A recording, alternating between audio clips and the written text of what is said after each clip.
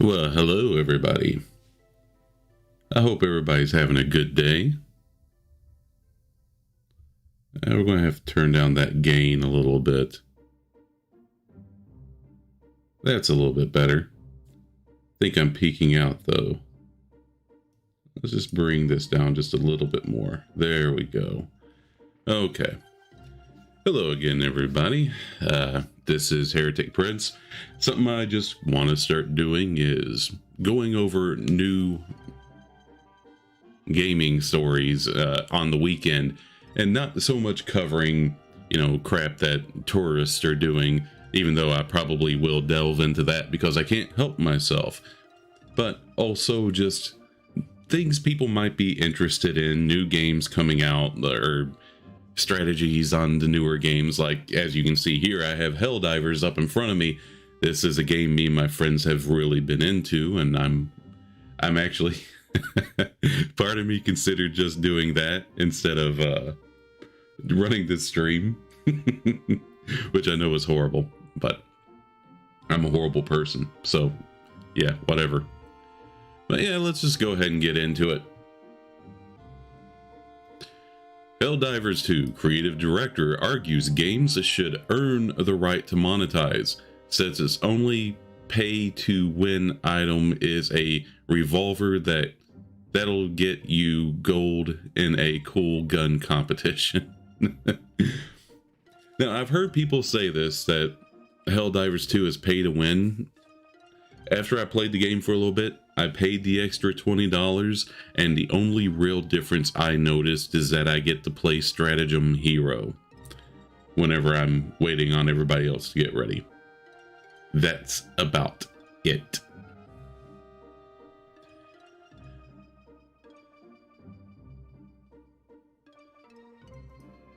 So, I mean, if Helldivers 2 is the worst case of pay to win that you've ever seen because there's a gun you can get if you buy the special edition that really I haven't used because I don't find it to be that impressive, okay, I mean, you're entitled to that opinion. I don't follow you.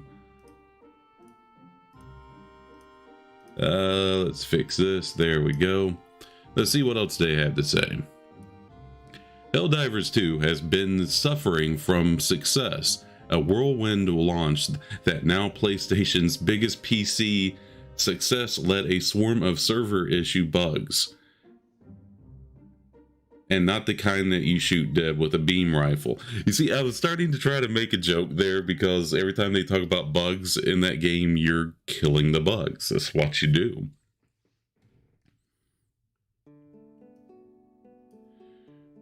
Regardless, Ambush developer Arrowhead seems to be taking things in stride, and as PC Gamer's own Fraser Brown notes, it's already in better shape.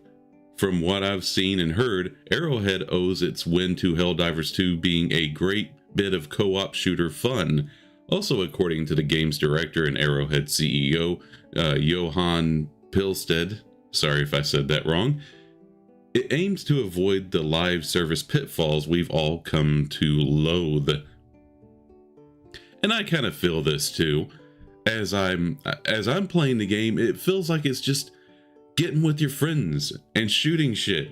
And sure, the game certainly has a very hilarious backdrop, which some people could say that it's social commentary, but it's also not heavy-handed, depending on your definition of heavy-handed.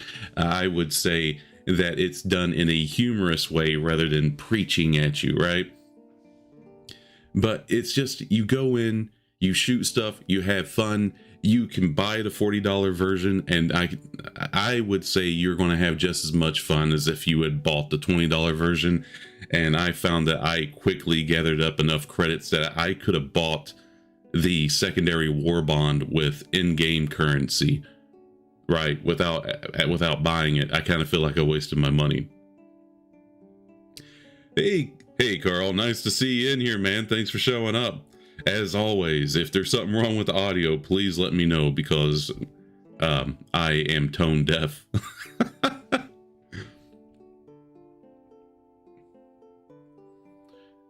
This game looks so real that it's worth playing just to see it. You know what? I've had enough realism in video games. Bring back Rogue's ass. She had an unrealistic ass and I loved it.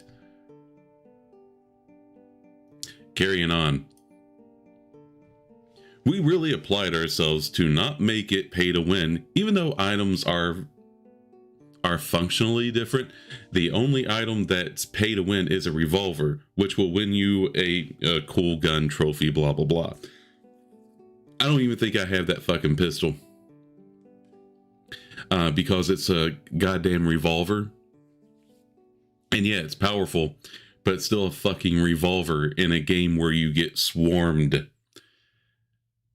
You have to dispense liberty at a very fast rate in this game.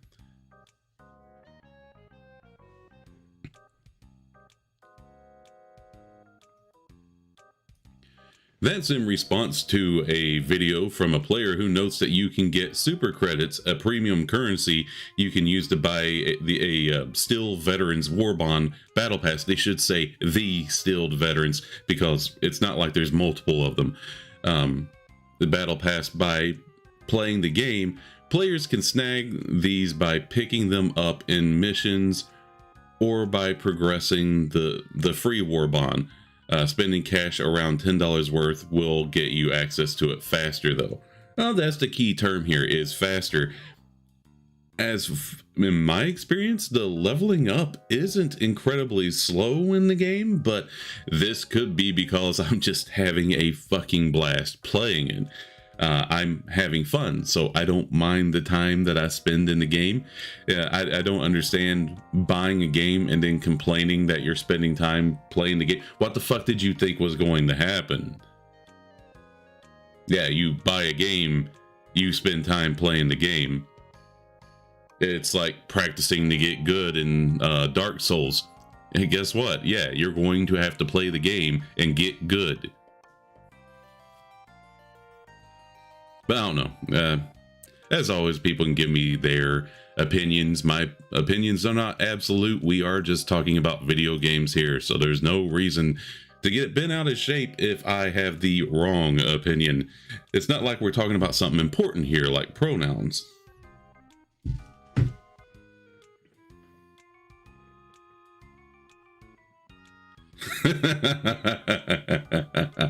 Faster doesn't always mean better. Listen, I'm the quickest draw this side of the Mississippi, Carl. Oh, what the fuck? Here, let's move that up so that way your comments appear a little bit faster. There we go. Yeah, I like that better.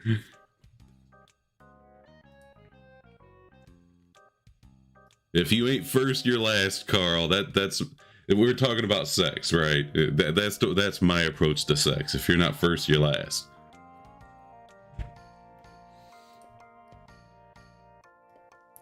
You could make the argument that pay-to-win games rarely ever force anybody to do much of anything, instead incentivizing them through long, arduous grinds. But in an era of fully priced games with wallet-melting cosmetics, I think a handful of side-grade weapons you can get for free in a reasonable amount of time is pretty harmless. Not to mention, there's no FOMO here. That's according to a developer blog from the Helldivers 2 posted last month. Now, of course, it's always dangerous, the idea of saying, well, this is bad, but not as bad. You know, A is bad, but not as bad as B, right? Because then that incentivizes you to settle on A. You get what I'm saying? This is what they call the slippery slope fallacy. If you think that's a fallacy, you've been living under a rock for the past 10 years. They make you comfortable with B before moving you to C. They make you comfortable with C before moving you to D.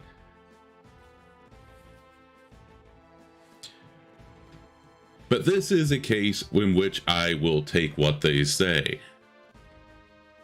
Again, this is a weapon that you can get to in a timely manner. You can get to it faster by paying for it. but the weapon isn't that fucking game breaking.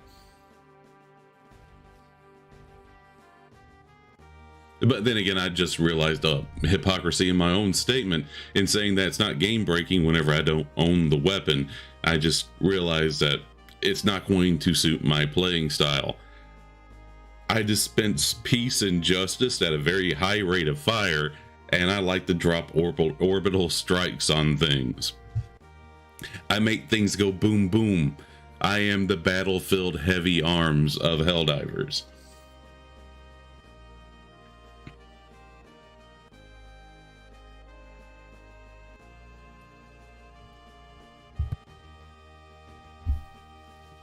This is important to us. The war bonds are not a pay-to-win, FOMO-driven system. Instead, the gear in the war bonds just keeps accumulating. We will not retire early war bonds as new ones are released. You can pick them up and complete them at any time. As it stands, it seems like Pilsted's, I'm calling him Pilsted, and that's just all there is to it. Pilsted's team has put its super credits where its Slobber Ellie Mall is. Yeah, you know, I do see the store in the game where you can buy more credits, or what they call super credits.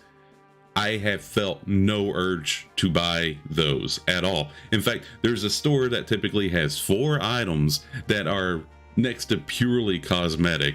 The armor sometimes has effects, but these are effects that you can get in the war bond. It's just that the armor looks different. I've literally bought a couple items out of there from super credits that I have gotten in game, and I still almost have enough to buy another war bond whenever the 3rd one comes out. The money comes at you fast in this game.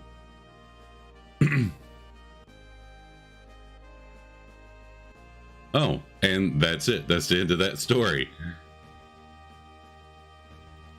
All right. So, and I'm just going to apologize. I'm a little bit all over the place today, guys. I just straight up, I woke up, I looked at my computer, and I was like, I'm streaming today. I'm doing this. And so I just grabbed a bunch of news stories that I thought were interesting, and I bring them to you. Sorry, bad Bane impression. Whatever. I don't have any pop, and so I'm losing my mind. I haven't had a drink in a week, and so I'm getting very pissed. I'm getting pithed. Okay. Helldivers 2 will grant 50% more XP this weekend to combat reward payout issues. Yeah, this is actually part of the story. Whenever you go into the game and you look at your comm, it will say that there's been accounting errors made for how rewards are paid out. Not rewards, but like for Helldiver pay.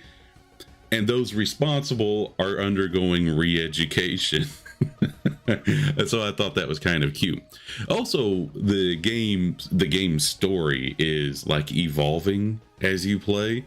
Not as you go through particular missions, but as all the Helldivers, the community goes through these things. Like the automatons actually launching a counter-offensive, which I thought was very interesting.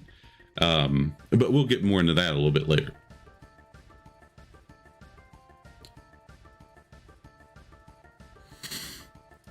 Pardon me.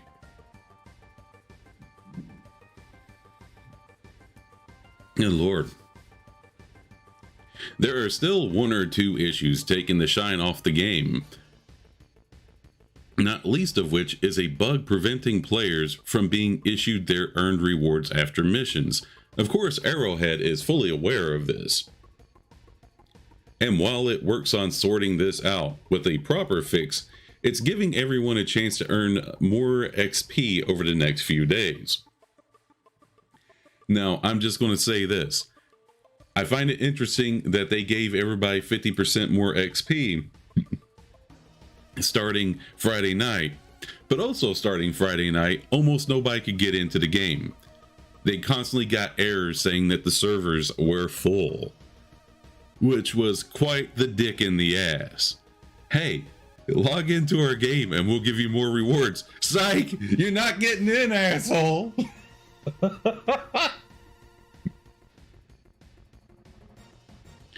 And so, Yeah, my brothers bought this game and they wanted to play with me last night, and we couldn't do it. I think we only got a few games in, and even then there was an issue if you picked up super credits or medals. If you picked up any form of currency, you were stuck for like a full 60 seconds. Your character couldn't move.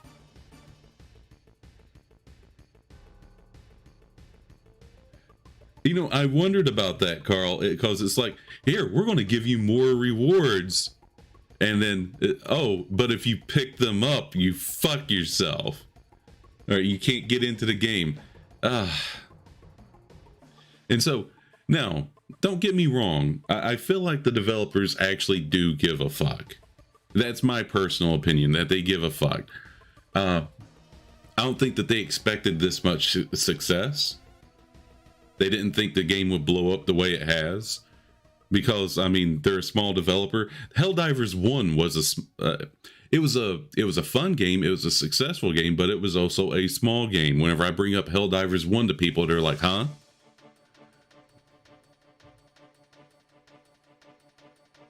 Let's see. Anybody who's actually playing this game, I strongly suggest that you follow their Twitter if you're in that cesspool, because it seems like they actually do try to keep people updated. But I was very disappointed that last night that they didn't address the issue of people not being able to get in. Now, they must have, because people are able to get in this morning.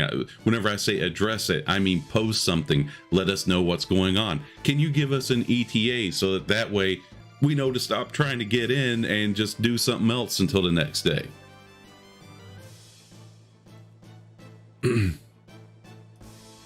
We're aware of a problem that has caused some players to not pay out properly at the end of missions.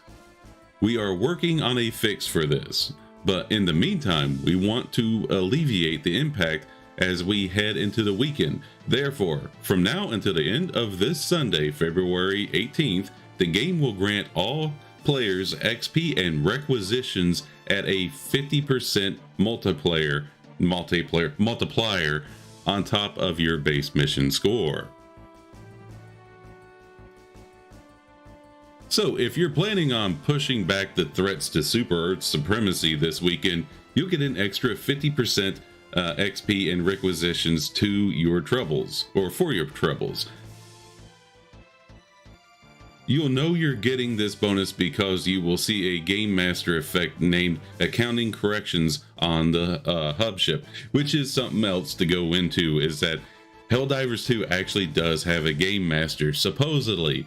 You know, I don't know if you want to call them developers or what, but there's people who are actually watching the game and changing how things play out to make it more interesting. I am guessing the automaton counterattack, in which they took over several liberated or Super Earth planets. And Super Earth is backpedaling on these missions. You're not going in attempting to liberate the planets. You're going in trying to save as many people as you can and shuttle them out of those planets. It's like the planets are lost. We're just trying to get as many people out as we can. So, you know, I thought that was an interesting take, especially given how Super Earth considers itself to just always be winning. Obviously, this doesn't solve the main problem, but it's a nice gesture all the same. We expect the game's issues will be addressed fairly quickly. It's already had numerous patches since launch, and the developer seems determined to get everything straight. That's pretty much the impression I have too of these folks.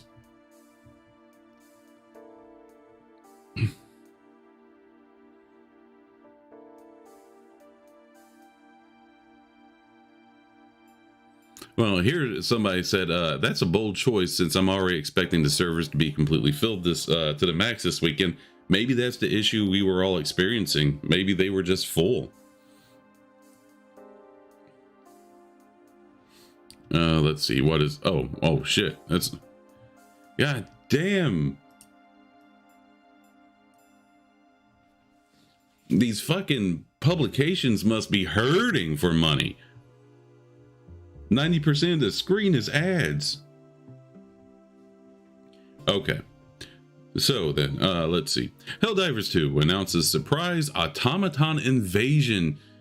Patriots help required. That's right, we must spread democracy. Get the fuck off my screen. Okay. Yes, here is a graphic from the game where the Helldivers are being redirected. You see the orange cloud over here is the Tyranids, the bugs. The red is the automatons, and initially we were pushing back the bugs, but then now this sector here, I forget the name of the sector, but the planets need to be evacuated because the robots, those fucking tin cans, are taking them over.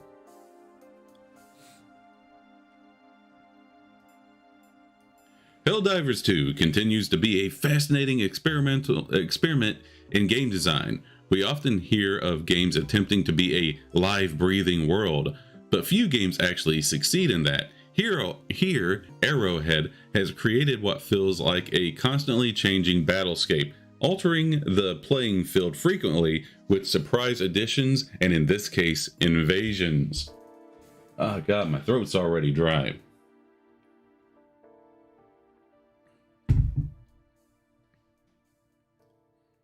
The official Helldivers 2 account and a message in-game has announced that there is a brazen assault on multiple well-populated planets by the automatons, or rust buckets, as the Helldiver player base calls them.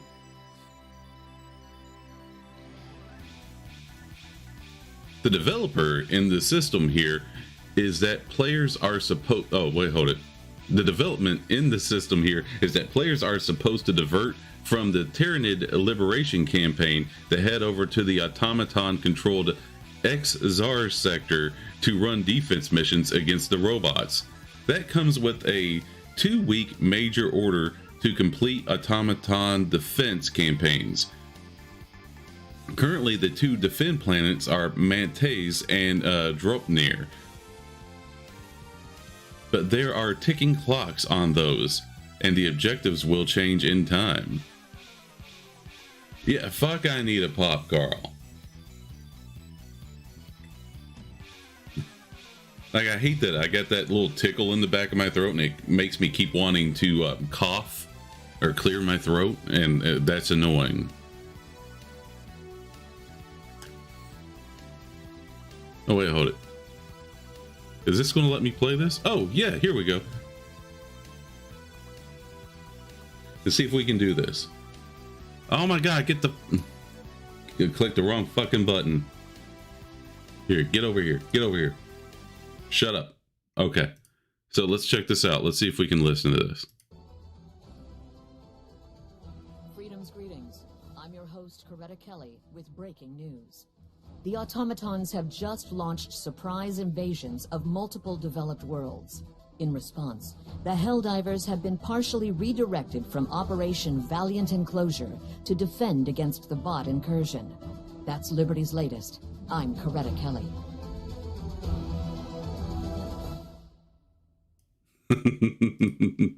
I like little stuff like that. When you're on the ship, there will be what the fuck am I sorry, when you're on the ship you can watch commercials, you know, as you're buying stuff, and but that's one of the commercials that comes up.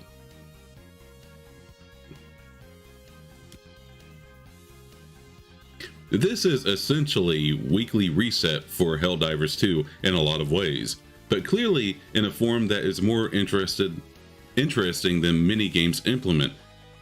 Individual missions in Helldivers 2 are often unpredictable and chaotic, and clearly Arrowhead is trying to channel that into the overall campaign. Even if the story of Helldivers 2 is just spread democracy by killing robots and bugs, which everyone seems to love. Yes, it's very simple. It's very simple. You and everybody works together, and you know what? And no message is trying to be crammed up my ass here. It's just fun. It reminds me of, like, a lot of people compare this to Starship Troopers. It reminds me more of Warhammer 40k. Where, hey, Everything's bad. Stop trying to read too much into it. Just enjoy the fucking story and enjoy the fucking game.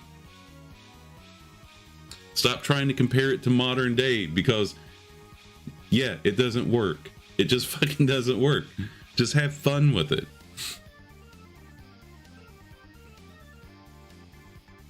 Looks like this is about it. As for the missions, it's pretty well established that Rust Bucket missions are usually much harder than Terminid missions. Pardon me. And players will now be put to the task in this new campaign. I'm not precisely sure what's happening if the community fails here, but it seems like the idea of this structure is that there will be some form of back and forth progress in time. Granted, we are only in a small portion of the system right now, with many of the other sectors that have not even come close to opening up. And many are wondering if there may ever be a direct assault on Super Earth itself. No. That's anti-freedom talk, and I won't hear it. I'm guessing that is probably planned for the far-flung future. Though perhaps not if Patriots stand their ground. Well, the Helldivers exist, so no assaults getting to Super Earth.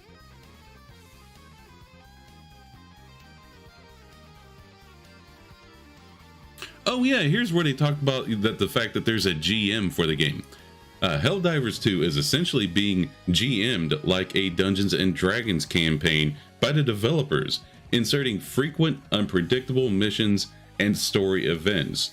And we know a third faction of enemies is set to arrive at some point in the future, complicating the war effort even further. So that leads a question to be asked. Would that be the, not Cybermen, Cyborg? The Cyborgs were a faction in Helldivers 1, but my personal headcanon is that the Cyborgs became the automatons. Or maybe the Cyborgs were wiped out and became the automatons, or maybe they're being retconned to have always been Rust Buckets. Fuck them. Who cares? They're socialist. But then there was the Illuminate, who, it turned out that they had weapons of planetary destruction, and so they needed to be taken out. It just happened to be that Super Earth benefited from now having those weapons, but that wasn't why we went to war with the Illuminate, okay? Get that anti-democracy bullshit out of your head. The reason we went to war with them is because they had weapons of mass destruction.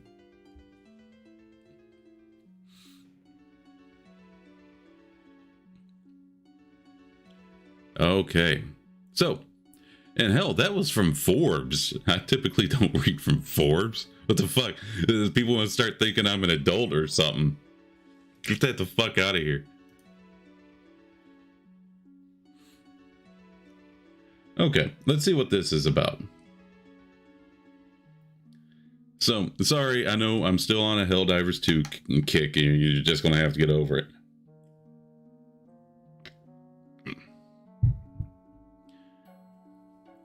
So, of course, as you're playing the game, your biggest concern is going to be, well, what stratagems should I invest in? What should I use?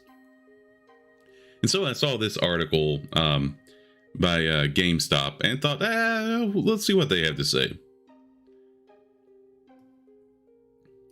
To become the invincible Helldiver you were born to be, you'll need to be the most powerful... Fuck my life, I can't read today. You'll need the most powerful stratagems available to you, from calling down high explosives from orbit to heavy weapon delivery and a whole lot more. These are the best stratagems in Helldivers 2, along with their traits, level requirements, and cost and requisition points. That's just called R in the game. I didn't even know what the fuck they were called. I just called them money. I just call everything money. Because I'm a fucking dirty, greedy, goddamn capitalist. You know how you kill the bugs? With a strong economy. Eagle Airstrike. This is one of my favorites. One of the first stratagems you'll have ready to go, the Eagle Airstrike, is like the Swiss Army knife of stratagems. It closes bug holes, it deals good damage against armored opponents, and it can clear an entire waves of non-armored enemies, giving you some much-needed breathing room. The airstrikes are awesome because they have next to no cooldown. You can use them multiple times. The only downside is that eventually you have to send the Eagle back to resupply, which is like a 2 or 3 minute cooldown.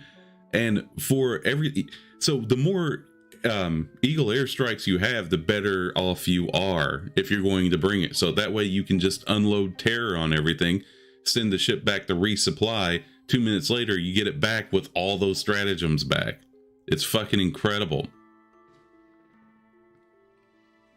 Let's see here, the grenade launcher. I still haven't tried this one, but I really should. Traits: support weapon, Hellpod explosive, 6000 R. One of the earliest problems you'll encounter, at least on the bug side of the conflict, is armored enemies. You don't begin with a weapon that can break through armor directly, meaning you'll have to flank them and reach their weak spots, or use grenades or orbital strikes. The orbital strikes are usually my go-to. The grenade launcher is a great way to quickly, easily, and cheaply deal with armored threats, like chargers. Okay.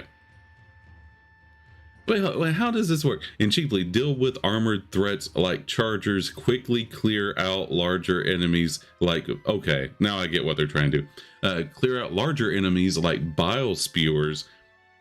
Back when I first started playing this, way back in the day, the bile spewers were the biggest problem for me. They're basically giant spiders who spit acid at you. And whenever I say giant, I don't mean like they're big. Like you might see them in your bathtub and they got hair on them. No, like these fuckers were bigger than the buildings around you. Okay, so it takes care of the bile spewers, gets rid of groups of weaker enemies, and even quickly close numbers of bug holes to destroy nest. Get this early and use it often. I might actually have to take that advice. I'm still using the Stalwart, which is basically just a lighter machine gun. I just find the ability to, like I said, dispense peace at a very rapid rate of fire is invaluable to me.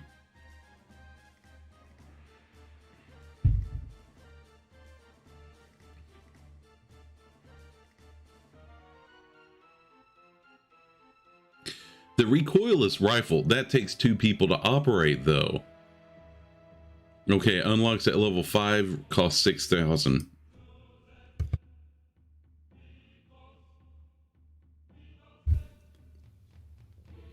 The recoilless rifle is one of the more powerful single shot weapons in the game. And it's available very, very early. Meaning it can be your go-to against larger enemies like chargers or the massive bile titans for a long time. However, you'll need to crouch down to reload it by yourself. Unless you coordinate with an ally to reload it for you. So you'll need to be very careful using it during very tense battles without teammates ready to help out. Still, it delivers a ton of bang for your buck early in the game. I didn't know you could load it by yourself. I thought you had to have somebody. I might pick that up. I'm going to have to. Because I can't tell you how many times I run into armored foes that I'm just like, okay. Armored foes right now, my typical way of dealing with them is that I use a shotgun.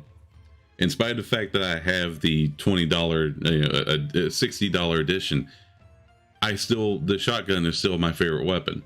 And I let the armored creature charge at me, or eventually somebody else gets his attention, and then I flank it and take it down.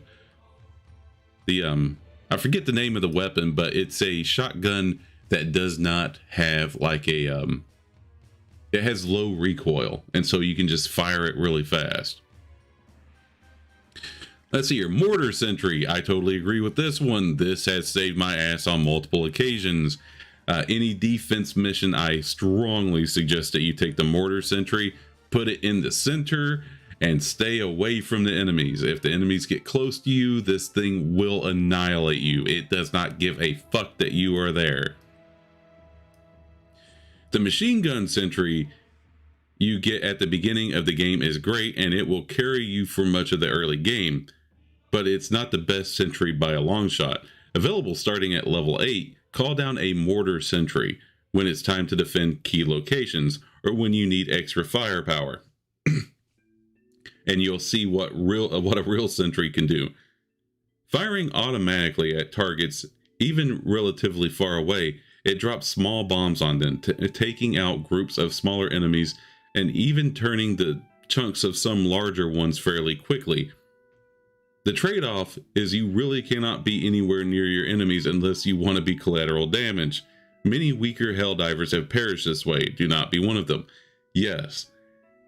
That's why I said the Mortar Sentry is the one sentry you want to put right in the center of whatever you're defending.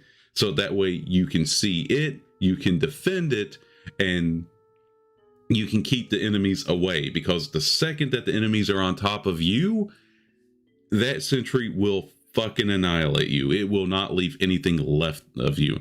That unlocks at level 8 and costs 8,000. I fucking bought that thing right away. This is another really good one, the Guard Dog. In my opinion, this is a good one to take. It's basically a robot that hovers around you and shoots the weaker enemies that try to sneak up on you.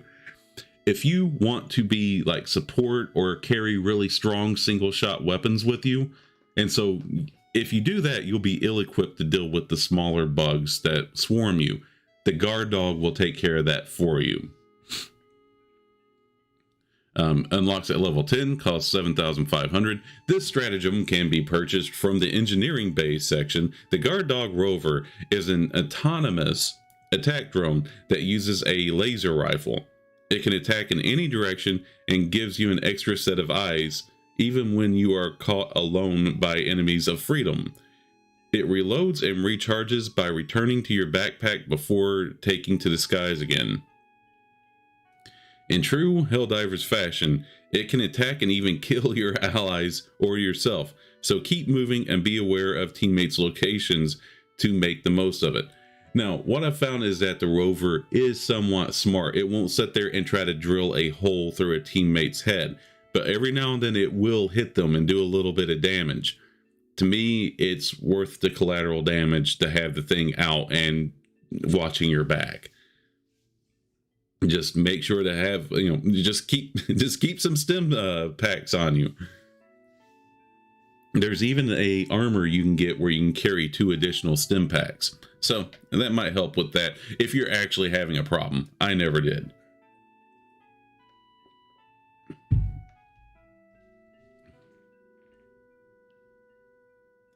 The orbital laser. I love this one, but it's a bit embarrassing when you misuse it. Unlocks at level 15. The orbital laser is like a beautiful cameo from a series about a certain group of locust hunting heroes. Paint the ground you want this you want scourged of enemy present, and then stand back as the powerful laser tracks down any threat in the area. It lasts for a while and hits hard, making it great for prolonged fights in a single area. Yeah, it's quite literally a giant laser that's coming from the sky and just tearing the ground up. And it stays for a long time, and it will track down enemies and kill them. And it seems to be fairly smart. Like, I didn't see anybody get hit by mine. But it's a little bit embarrassing whenever you throw that thing down and you guys just wipe out the enemies really quickly, because then the beam is just sitting there drilling into the ground more. And so it's a waste. So only use that whenever you know the fight's going to go on for a little while, like when you're extracting or you're defending, like a data upload or something like that. Anytime that an objective makes you stay in one spot for a long amount of time, that might be a decent time to use that one. What I mean by that one is the orbital laser.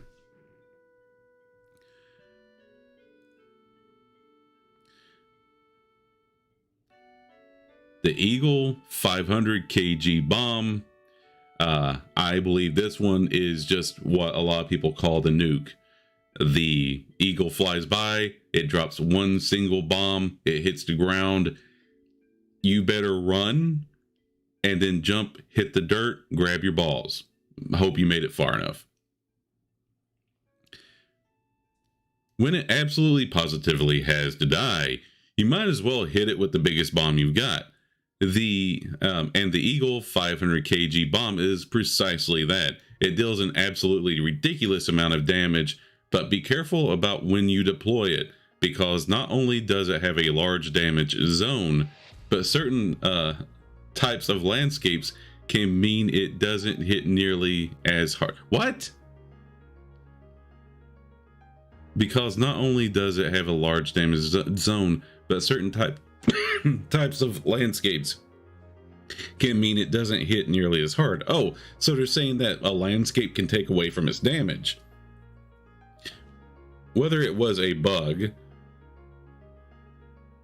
or working as intended, I once called one down on a charger in a space between two cliffs, and it walked away nearly unscathed. Be cautious, Helldivers. Well, I imagine if you can get behind something, the blast radius won't hit you.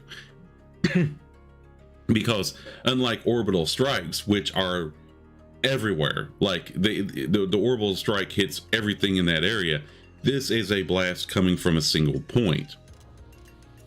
So if the game is, in my opinion, if it works the way it should, if you get behind something, you should be relatively safe. Now, I know what you're thinking, but wait, a nuclear bomb will kill you even if you're behind something. It's not truly a nuke. That's just what people call it.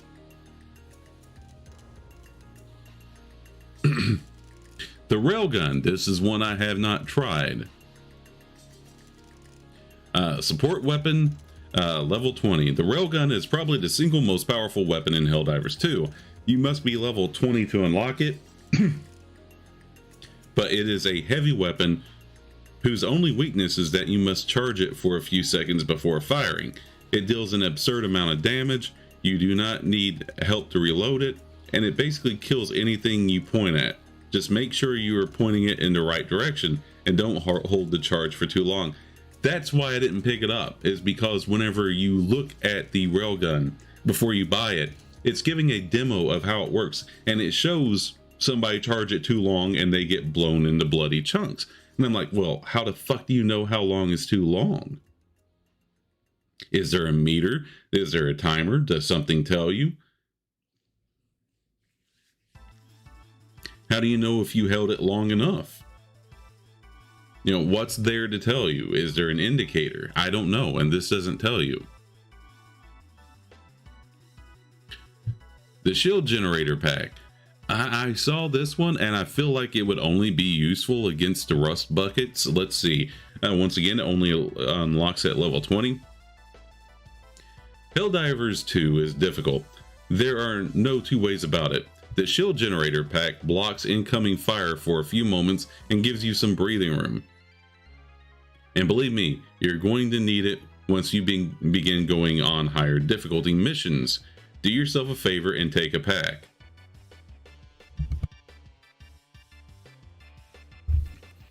Now, I don't know. There is another shield generator that can protect your team. And it seems like most enemies rush into melee range anyway. And once they're in melee range, the shield doesn't matter.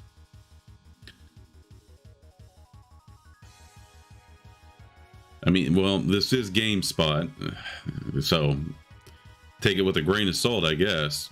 I don't know. GameSpot has done nothing to piss me off, and this seems like a good list to me. Some of the things on here I could quote unquote disagree with are weapons I haven't tried, so I have no ground by which to tell them they're wrong. So yeah, I'd say it's a pretty good list.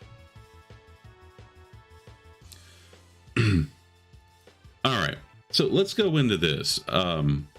Skull and Bones, right? Now, I don't know about everybody else, but here it says review. Okay, I'm moving my thing back in there. I'm putting my thing back in. So this is the game that I think it was Ubisoft who said, "Oh, this is a quadruple A game. This is the greatest thing ever. If this doesn't get your dick hard, you're 80." And I'm just like, wow, you guys are really setting yourselves up for failure doing that. You know, it's like whenever you announce that you're bringing back a classic show and then announcing that one of the classic characters is non-binary. Like, yeah, you're really shooting yourself in the dick. But let's see what they do. I want to see what the review here, it says 68, I guess. And that's their rating. Well, given that this is a quadruple A game, it must be 68 out of 10. It must be that incredible. Let's see here. Skull and Bones review. Seafaring misanthropy and crafting.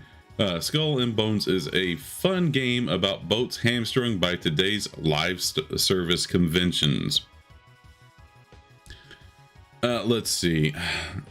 What you need to know. What is it? A live service take on ship-to-ship combat with origins in an old cherished Assassin's Creed game. I hate the fact that they call it old. Black Flag is not old. It is the Assassin's Creed game. If you're going to play any Assassin's Creed game, play Black Flag. It's the only one that I truly enjoyed. And people can get mad at me about that, but get mad, die mad. I don't care. Expect to pay $60. It's out now. Yep, by Ubisoft.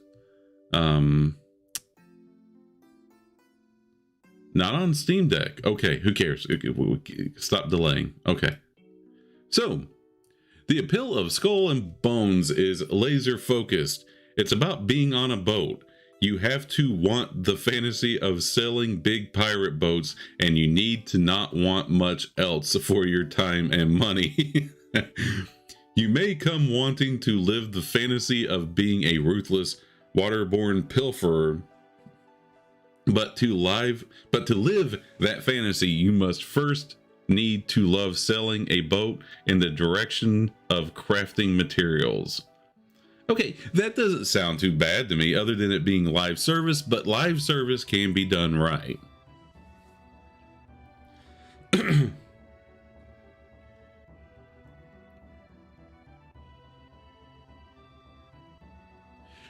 Carl, yes, that is the game that Michelle Rodriguez has done commercials for. I don't know if the Fast and Furious money is running out or what's going on, but yeah, she's the one out there. I don't know if I want to call it singing its praises, because I mean she's being paid to do so, right? I mean that's her job now. But let's see. In Skull and Bones, you're allowed to get off your boat, but only to interact with vendors, mission givers, mayhaps a buried treasure chest in the vast island-dotted expanse of the Indian Ocean. There are two major pirate settlements where blacksmith, carpenters, refiners, and most contracts missions are doled out, both for the main quest and its in-game component. There are also a great rash of outposts that are functionally identical, playing host to a handful of vendors, the odd treasure chest, and some perfunctory loot. I'm gonna have to look up that word later. You can whip your sword. I know I can whip my sword. I'm quite good at it. You can whip your sword out and get all cutthroat.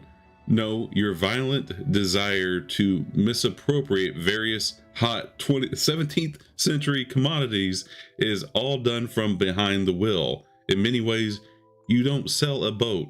You are the boat. Well, that kind of fucking sucks. I thought they were going to go a really bad way there. I thought that they were going to talk about misappropriate various hot 17th century women. I was like, what?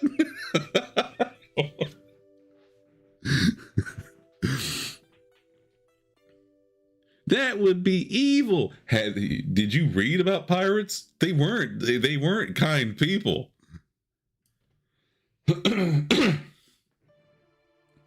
After over a decade in development, holy shit, really?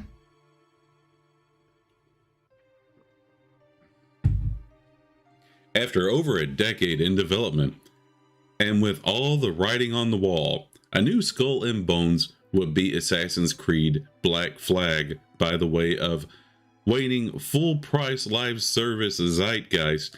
I hate the way this person writes. I loved that older game. Fuck you. The boating around and the fighting with other boats lent a scale to the then familiar Assassin's Creed format that seemed to blow salt up your nostrils and sand in your nether regions. It was richly atmospheric. You could smell it. Skull and Bones does recapture that atmosphere, but marrying it with the banal rigmarole. God, what two words to put together? Oh man, I will never read another one of these. Calm down. It's okay. The banal rigmarole of modern live service graft results in something lesser than that 10-year-old game. Shut the fuck up about how old the game is. It's one of the coolest games ever made. Resident Evil 4 is old. It's still a great game. Which I know he's not saying it's old, therefore bad. It just, you've driven it home, son. You said it's old 3 times. Calm down.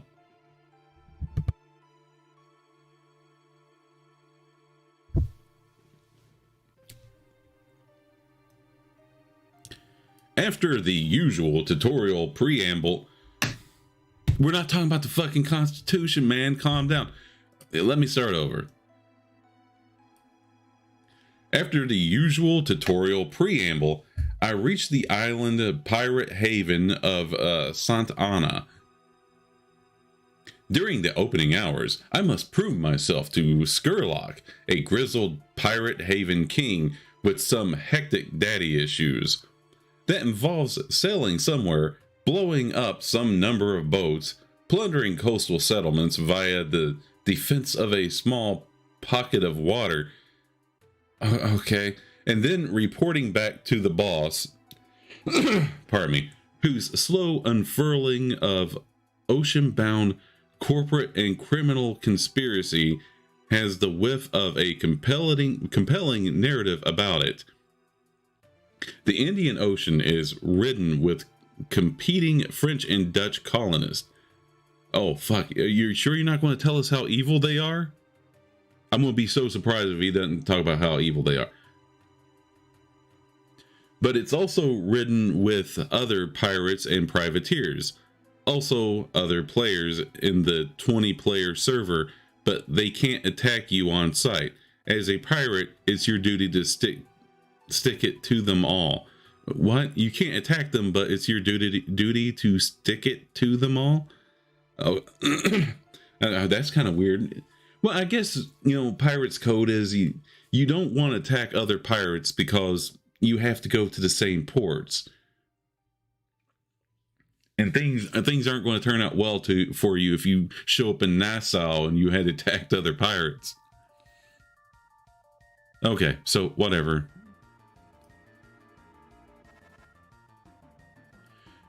Since I'm a boat, I have 4 sides and space for a central launcher, though whether all slots can host weaponry depends on its class. Gradually, new weapons become available if I buy the blueprints for them. In combat, the weapons, whether cannons, ballistas, rockets, and more, trigger contextually, so that if I'm facing frontwards to an enemy boat, shooting will trigger that weapon. rather than the ones at my sides. Okay, so it's kind of playing for you in a way. Most of the challenge lies in proactively maneuvering my boat so that the cooldowns of each weapon have run their course when it matters. For more grueling battles, planning for where all boats will be in 30 seconds time is essential. This is often challenging because you're a massive boat at the mercy of the of a massive boat's turning radius, but also factors like wind, waves, and the stamina of your crew. Well, that's kind of interesting that you have to pay more attention to actually maneuvering.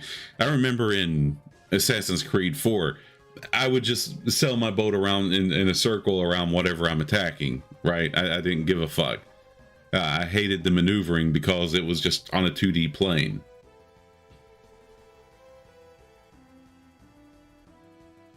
The combat, when it's hairy, can be really tense and fun. In the early hours, it can feel cumbersome, even horrible, until the logic of being a boat clicks in. Ubisoft Singapore invented Black Flag's and Assassin's Creed 3's boat-faring violence, and they've hit upon a great thing. Duking it out in the always tumultuous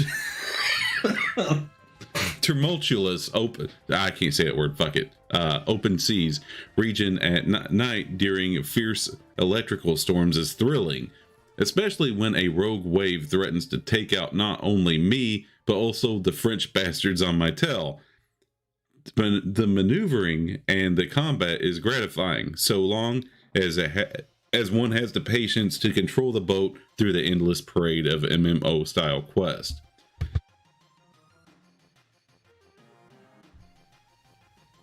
So I'm not sure how I would feel about that, where you have to plot out where the enemy ship is going to be in 30 seconds to make sure that the right cooldown is off. I tend not to be very good at keeping track of that kind of stuff, which is why, like in Helldivers 2, what I'm playing, I'm very happy that when a cooldown comes, whenever something comes off cooldown, it alerts me, because I am horrible at keeping track of time. I can't do it. I can't do it. I need something to tell me when 2 minutes is up.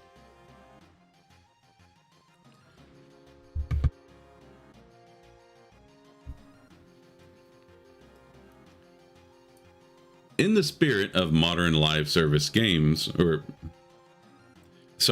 the spirit of modern live service game design, Skull and Bones never let me perform a simple action when the action could be exploded into 3 separate actions across vast expanses of water.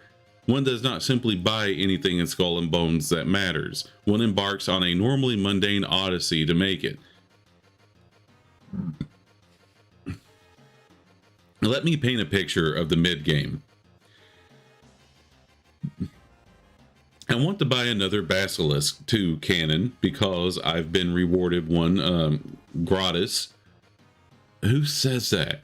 For reaching the Marauder Infamy rank, okay? It's marginally more powerful than my current cannons and adds a marginal amount to my boat's overall power rank, which, like Destiny, is determined by the level of the gear I have equipped on top of its base rank. I need to raise my boat's rank to tackle a main quest I'm struggling with. How much further do we got to go here? Because, quite frankly, oh god, this is such a taxing read.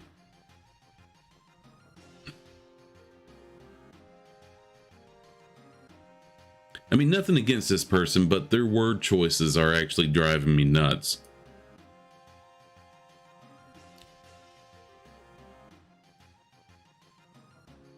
So I set sail for the settlement where the Basilisk 2 cannon blueprint is held.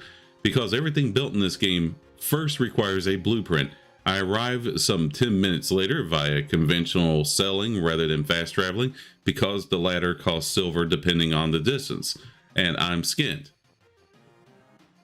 Who am I paying to fast travel me? Does God offer this service? I arrived to retrieve my longed for Basilisk 2 blueprint only to find I need to be the next rank of infamy Corsair to even buy it, which makes no sense. Why would a fucking pirate care what your rank is? I can already equip it, but I cannot buy the blueprint to make another. This came with no forewarning and so pisses me off. I was already dreading the resource grind needed to build the cannon once I had the blueprint, but now I need to grind the rest of my infamy rank out to get it. Well, can't you grind both out at the same time? Or is resource grinding and infamy grinding two totally different things? Because in Black Flag, you got resources by taking down other ships. Primarily, there is other ways to do it. Let's see if he gets back into something. Okay. Grand Theft Boat. Let's check this out. I don't want to read about how bored he was. No, a pirate will sell you something he doesn't give a fuck what you are. A pirate will sell weapons to his enemies. Pirates don't give a fuck.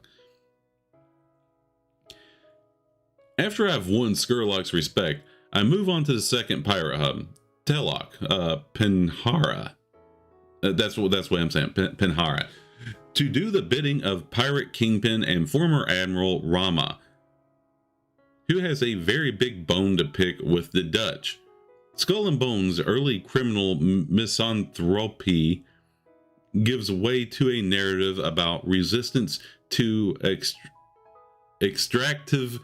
Resistance to extractive. There it is. Resistance to restrictive colonialism. I knew it was just a matter of time before they talk about colonialism being a bad thing. Fucking colonizers. Get the fuck out of here. I fucking knew it. Goddamn colonizers. Without them, the United States wouldn't exist. And we'd be living in a perfect world. Without the United States, fuck Western civilization.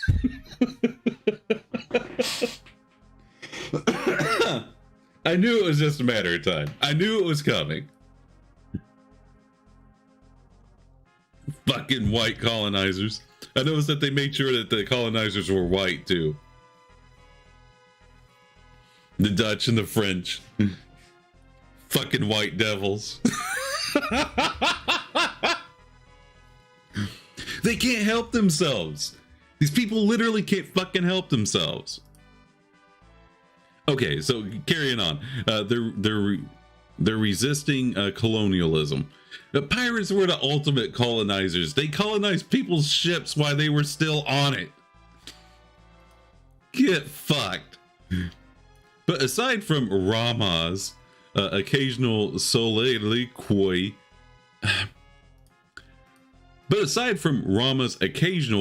big word that makes me sound smart, the tone shift has no effect on what I do on the moment-to-moment basis. Set sail, sell a lot, blow up other ships. It's during the second half of the game where Skull and Bones' lack of on-foot conflict starts to feel discordant. Chaotic would work there, right? Unorganized would work there, but no, discordant. The plebeians won't know this one. I'll use this word. Fucking colonizers.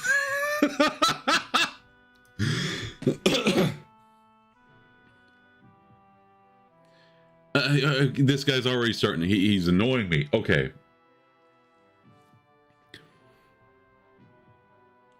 I'm finding out I don't want to know about this game anymore. Okay, before the end game, few are the baddies who will attack on sight because the various factions and colonial fucking white colonial organizations don't remember who I am after I've lost their scent after any given skirmish. It's basically akin to GTA wanted level model. Skurlock is always saying in the early game that I'm building up a reputation among the French and the Dutch water cops. Fucking pigs. Goddamn pigs. I bet they're white too.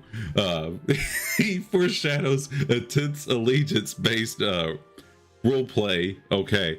that never materializes because there is actually no such thing as a reputation in Skull and Bones unless tied to certain late game narrative beats. No matter how many dozen or so lowly campagna I slaughter in a little offshore of no one of their settlements, okay, I'm newly an innocent old pirate. I'm newly an innocent old pirate. Okay. Boat, once I've set sail out.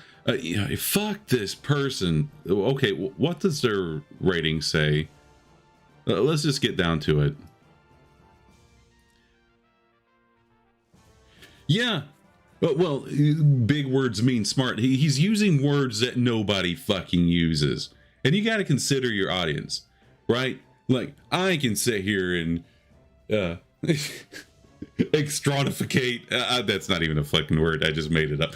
But I can sit here and just read out a whole bunch of words that nobody knows the fucking meaning to. And then I am communicate to nobody. Nobody understands what the fuck I'm saying. I'm not getting any points across because nobody knows what the fuck is being said. So using very awkward words, it doesn't make you seem smart. It's like horseshoe theory, you know. There comes a point when you're coming back around to the stupid side. You're using words in which your audience does not know, therefore you're defeating the point of your own communication. Ergo, fucking stupid. You're not... what you're doing does not reach your end goal.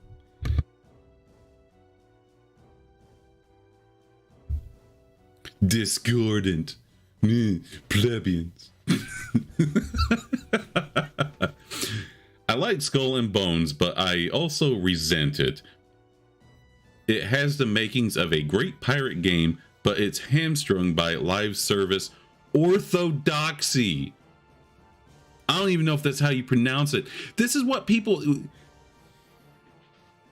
This goddamn word is reserved for religion in most people's lexicon. Do you know that one, motherfucker? Do you know lexicon?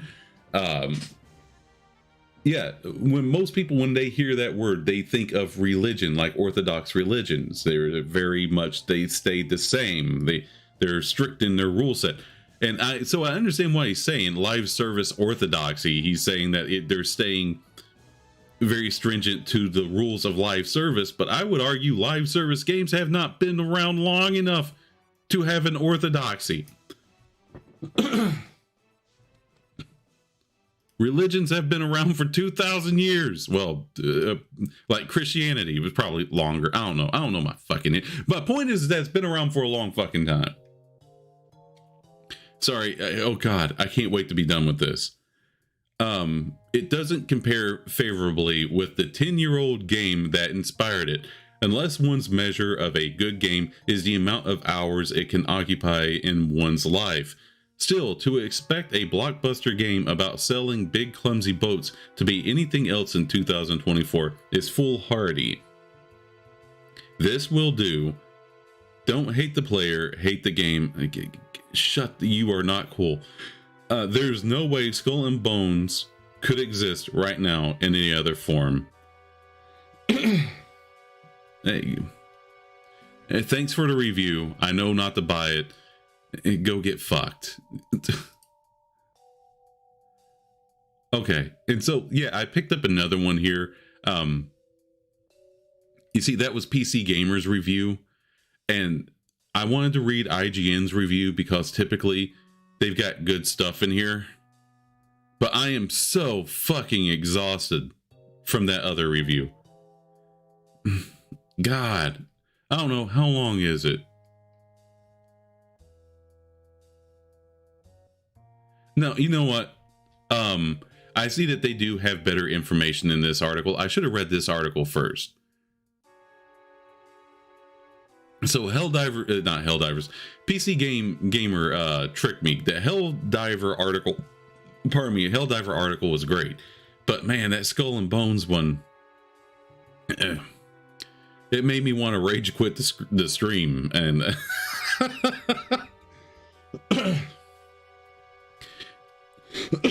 So now we know Skull and Bones is just bad, right? Well, by one review. Let's see. I'm just looking through, seeing if there's anything in here that is worth reading about here. Let's see here. According to IGN, let's see here. The focus on naval fights works a lot better than I thought it would. Okay, let's see what they actually said. Well, it's a bit odd at first that you only ever explore the world by controlling your ship, aside from brief intermissions at the social hub. It took just a few hours for me to not feel like I was missing out on much. That's primarily thanks to how good the ship-to-ship combat quickly becomes. After a fairly underwhelming opening meant to help you get your sea legs with the glorified hunk of driftwood you call your starting ship, things really open up.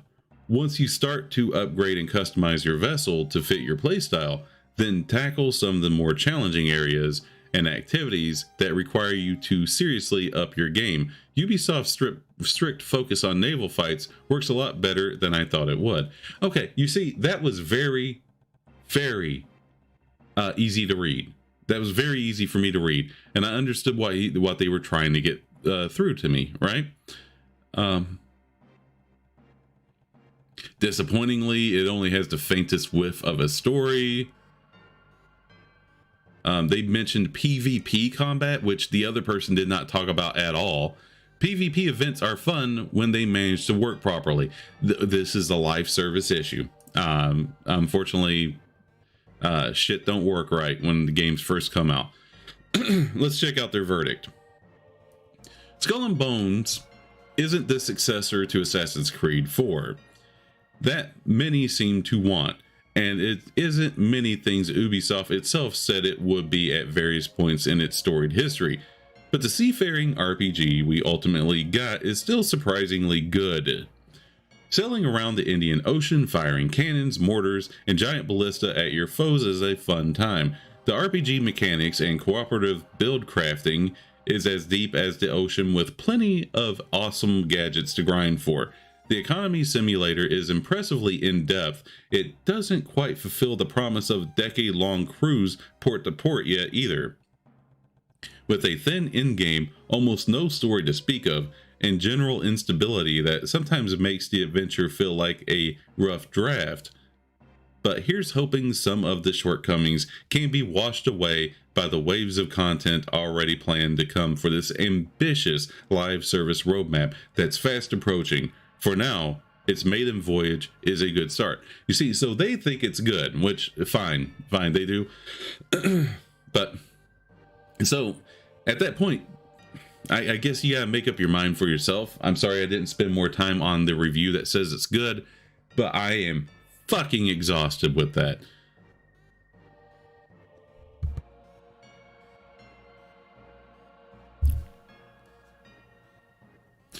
Let's see here. Now, we seem to be on a real tirade for live service games this morning, because here's another one. A good old Kill the Justice League. Right? The real reason comic fans despise Suicide Squad Kill the Justice League.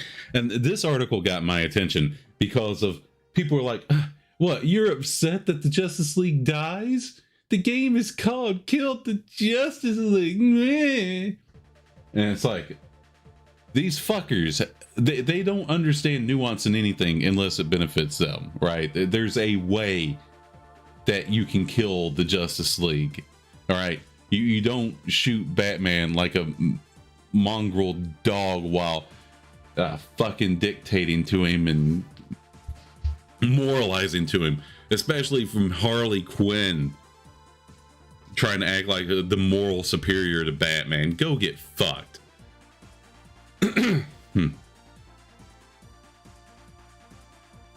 Let's see here. Forbes reports that the video game based on Suicide Squad is getting panned, and it looks like it's because the goal and promise are all about how to kill the Justice League. Yeah, from what I understand, they did it in very stupid ways. There's been a lot of drama and issues surrounding early access release of Suicide Squad Kill the Justice League, but a single cutscene from the game has sparked backlash from Batman fans who are upset with the depiction of the Dark Knight. Well, it was not just the fact that he's the Dark Knight, it was the fact that he is the Arkham Batman. There was no need for that. This could have been its own universe, but nope, it happens in the Arkham universe. The great Caped Crusader that we played as through 4 different games and loved them. Some people didn't like Origins. Fuck you. I still like that game. And nope, this is how he had to die. Being more sermonized to by Harley Quinn, who somehow got a manlier jaw. I guess she got surgery. Oh, but then grabs a man's ass because equality, right?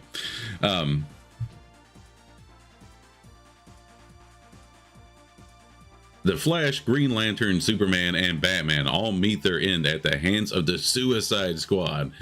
But the unceremonious death of Batman proved highly controversial. What happened to Batman and Suicide Squad? Okay. So, spoilers if you don't want to hear it, but if you don't want... there's no reason not to get spoilers for this game. If you buy this game, God help you. After defeating 2 members of the Justice League, the Suicide Squad successfully captures the mind-controlled Batman.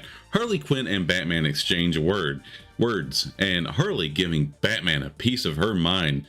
Amusingly, she even accuses him of long-term mental and emotional damage to everyone he knew. But they were still alive, Harley. This is the person who long-term fucked the Joker. Oh, but now she's strong, independent woman who ain't need no man. It should be noted that in this story, Harley Quinn hasn't dumped the abusive Joker as she often does in other versions. Her Joker is dead, and she has been seeking revenge on Batman for some time. Well, never mind. There's a real moment in that game too that I'll just say it involves Poison Ivy being a child, and I'll leave it at that. Batman asks Harley if she's done with her bad stand-up routine, and Harley replies that you always have to end on your best joke before shooting Batman in the head at point-blank range. That's it, the death of Batman. Specifically, the Batman featured in the Arkham game series, which was largely beloved by gamers. The scene seems to be deliberately anticlimactic and subversive, which Harley gloating, bet you didn't think it'd be me at the end, huh, Bats? Well, this is twofold. When G4 would interview people to hire them, one of the interview questions was, why should we cancel Batman? And there were people who honestly couldn't answer the question. And they were told is because Batman was rich and white. The more woke side of gaming has a real hard-on for destroying Batman. They hate him. Oftentimes they say, why doesn't he just give his money to the criminals and that would end all crime in Gotham? Because that's how way things that work. That's just throw money at the problem. Now, I understand we're talking about talking about a comic book world where, sure, a man dressing up like a bat and going out and beating up thugs probably wouldn't solve the problem either. But this isn't the real world. If Batman didn't exist, we wouldn't have the really interesting stories to read about. If he just threw his money at the problems, which wouldn't work anyway, because then they would just want more money. Because he would still have money.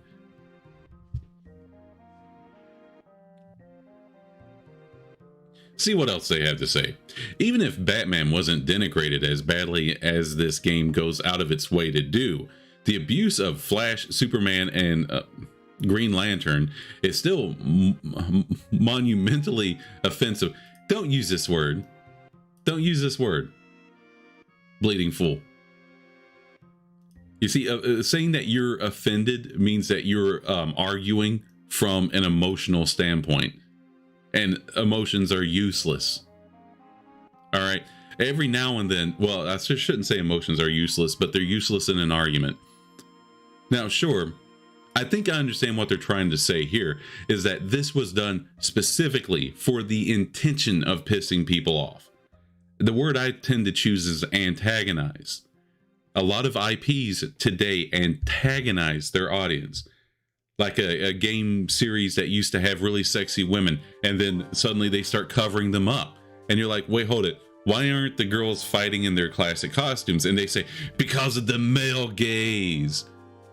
I don't consider that to be offensive. I call that antagonizing.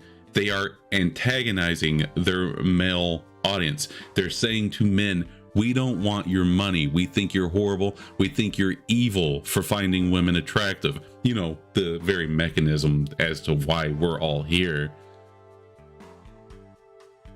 As much as people would love to have you believe it, that we didn't understand the concept. The first humans didn't understand the concept of men and women having sex together. Yeah, we would have died out as quickly as we appeared. I don't.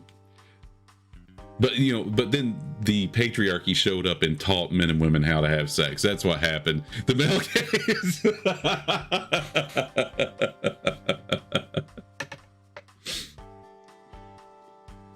Sorry, I'm going off on this, but I hate it whenever I see publications like non-woke publications use the word offensive, because then this is when woke people start saying, oh look, they're having a meltdown, they're emotionally upset. They're such NPCs that they accuse their opponents of the same thing they're doing. Well, no, they accuse their opponents of the same arguments that their opponents use, because they don't have creativities. They are AIs. They are incapable of creating their own arguments, so they use everybody else's.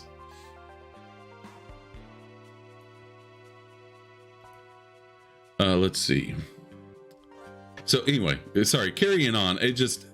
Please don't use this word. Please don't use offensive, because that's when they start coming out, oh, you're a snowflake.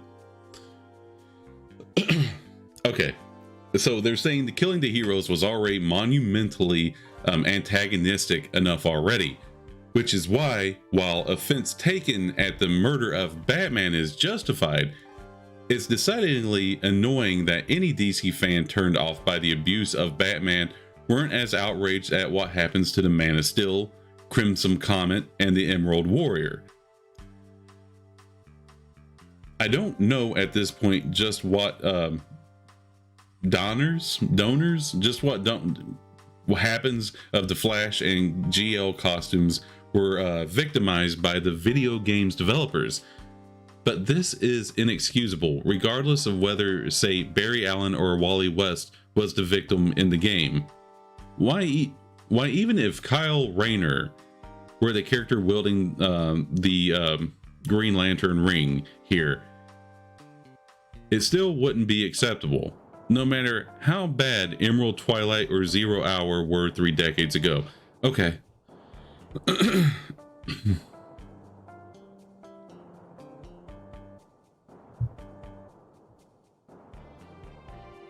Okay, might as well finish it out. We got a little bit left to go. From the citation of the Arkham games, it sounds more like the people taking offense at this Suicide Squad sickness are video gamers than there are comic readers. Honestly, that's regrettable, because a game's premise like this is just as insulting to the original Bob Kane, Bill Finger comics from the Golden Age. They went out of their way to create the Masked Manhunter for this. Regrettably, the caretakers, who came years after their passing, couldn't give a damn. Well, okay, you're going way off track here. But I will say that there was some good news out of this whole kerfluffle. Batman Arkham Knight on Steam has a higher player base, even though that game came out a long time ago. It has a higher player base now than Kill the Justice League. People in the kind of a show of protest started playing Arkham Batman games instead of Kill the Justice League, to show that they love Batman more than this piece of shit.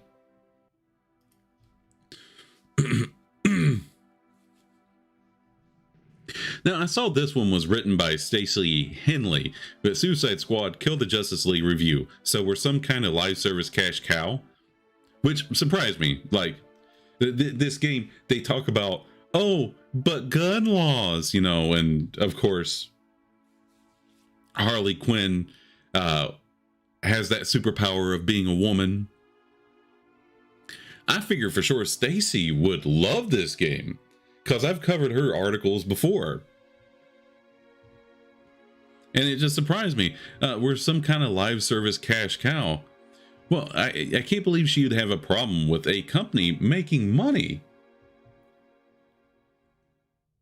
Well, it's only a problem if the wrong companies make money, right?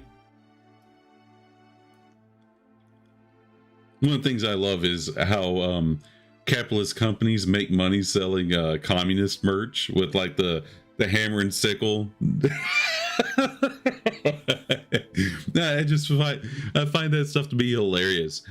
Or how there are certain streamers out there who actively promote communism. And whenever I say that, I don't mean that they have economic views differing from my own. No, that's fine. I believe a person can I'm trying to think of some good examples. A person could want socialized healthcare, and I wouldn't call him a communism. I wouldn't call him a communist or even a socialist. Whenever I call somebody a communist, they are literally communists. They say they are a communist. They put it in their little Twitter handle. That's what. Whenever I say somebody's a communist, they call themselves a communist. Good Lord, man. God, it's only been an hour and a half. I'm starting to fuck up. But yeah, they are rich from a capitalistic system, but screaming for communism. Like, do you know what would happen to you under communism?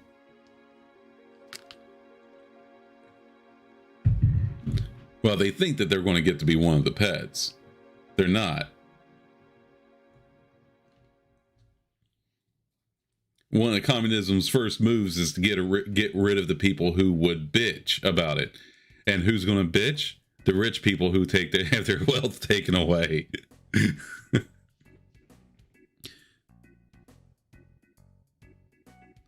I'm just going to look and see if she says anything interesting here. It's not because Harley, particularly this game, does nothing in terms of character development, aesthetics, or gameplay that justify its connection to the Arkham universe. Okay, this is true. But taken as a standalone experience, the characters are its strongest point, if you say so. They banter with each other in realistic ways that manage to be funny. No, they don't. No, they literally do not. They banter, but it's like very awkward.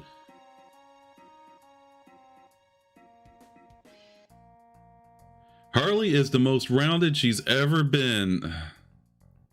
Well, you're right, in a way. Her body type is more round.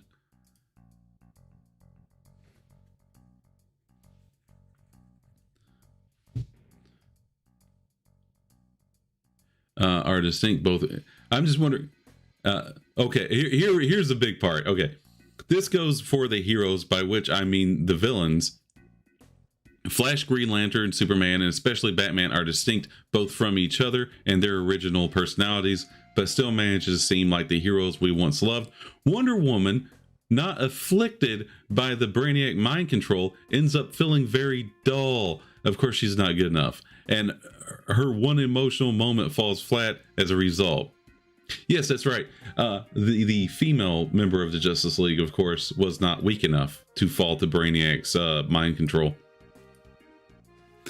Oh, and by the way, Wonder Woman in this game, Lex Luthor writes her bio, and he says that society could learn so much from Themyscira. They solved issues like toxic masculinity. This coming from Lex Luthor? They solved the issue of toxic masculinity, which means toxic masculinity is another way of saying male sentience. And yeah, they solved it by getting rid of all the men on the island, if there were any to begin with. And I believe that it's a law in Themyscira that if a man sets foot there, they're supposed to kill him. There are no men on Themyscira. So yeah, you can't have toxic masculinity. Of course, you can't have evil either, or oppression. It would be an absolute paradise.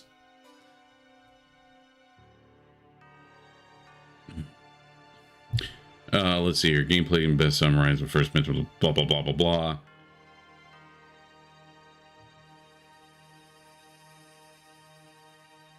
It's not soulless. The characters manage to convince you that it's an actual video game and not just a hamster wheel. I would strongly suggest watching Mahler play this game. Let's move on.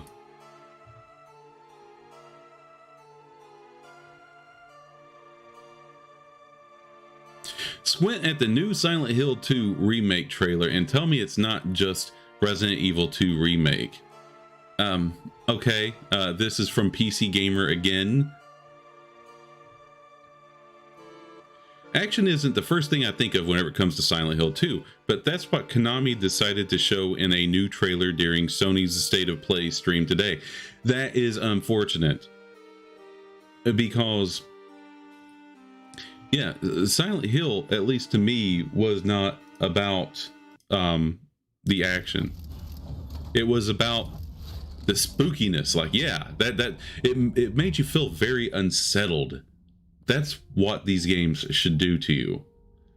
And yeah, this is one of my favorite games of all time. I loved Silent Hill.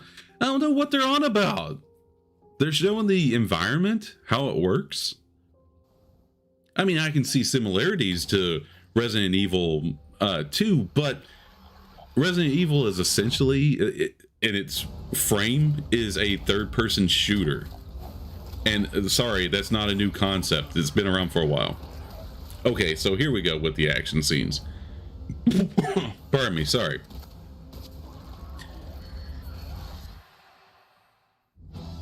Okay, and Resident Evil 2 didn't have a lot of melee combat. I mean, you had a knife, but, you know, unless you were really fucking good at the game, you weren't using the knife very often.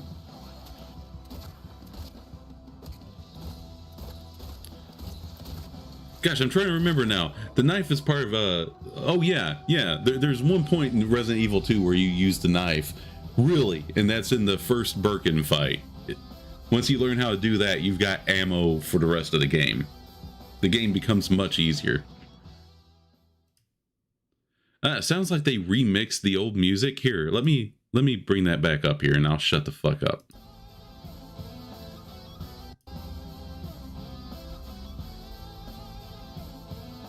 I love that music. I love the music from Silent Hill 2. That shit was beast. It was awesome. That music is still haunting.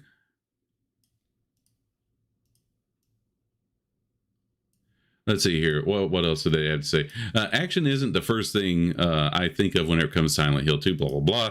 If you squint, the whole thing looks like Resident Evil 2 remake with the brightness turned down. Even in 4K, I couldn't tell if I was looking at James Sunderland or Leon S. Kennedy.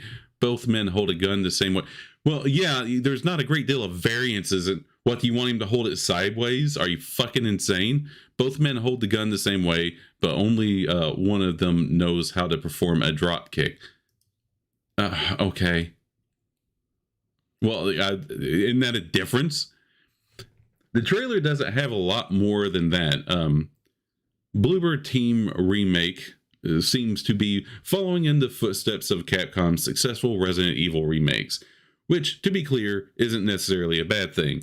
I just don't think a montage of a guy awkwardly shooting in pitch black rooms is the best way to convince anyone that you're making a faithful remake of a beloved survival horror game. In fact, maybe this is a hint that it's the opposite. I would say that they gave you what they got. That would be my guess. This is what they have so far. And you're probably seeing a lot of combat because they want to make sure that the combat is correct. If a horror game is going to kill you by having bad battle mechanics, the fear gets sucked right out of it. because your death is no longer your own fault. Right?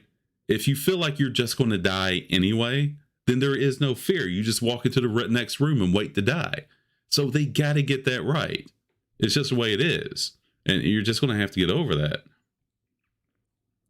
No, I'm waiting for them to complain that James Sutherland and Leon are both white guys, which is horrible. I'm sorry, that fucking Skull and Bones article just got me started. It just put my mind there with the whole colonialism bullshit. Silent Hill 2, as the end of the trailer reiterates, still doesn't have a release date. The team has been quiet about it since 2022's announcement, and just recently pointed a finger at Konami for why there have been so few updates. Uh-oh. Blaming the boss. That's never a good idea. What? Shut up. Go away. Okay. There's a lot more Silent Hill 2 than what you see here in the trailer. Yeah, no shit. However, so it's way too early to tell where it'll land for diehard fans. But as these things usually go, reactions will probably be pretty split. At least Bluebird team knows survival horror well. Our reviewer thoroughly enjoyed its Layers of Fear remakes last year. Yeah, they're going to have a hard time with this game for modern audiences. I will not give spoiler warnings for this game, but James Sutherland is incredibly controversial. And whenever I say that, I mean, like, the things he does, some people like would say, you know, he's an absolute monster and deserves to be killed. Some people can understand. I'm probably going to get raked over the coals for saying some people can say they understand, but whatever. I really like the depth of the characters in this game, especially James.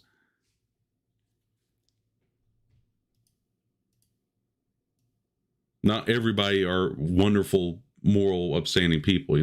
Anyway, I'm giving away too much. If you've never played Silent Hill 2, find a way to play it. It's such a good game. Silent Hill fans desperately for anything new to play and also own a PlayStation 5 can play Silent Hill, the short message, for free right now. Konami and Hexadrive cooked up a first-person horror experience similar to PT set in Germany. The game starts a young woman named... I couldn't give a fuck. That's not what we're talking about. Okay, so they're done. Get the hell off my screen.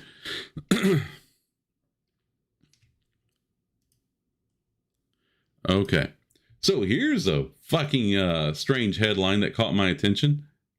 Here, instead of doing that, what you hear? Look, there's a whole thing to do here. Wait, hold on. What is that?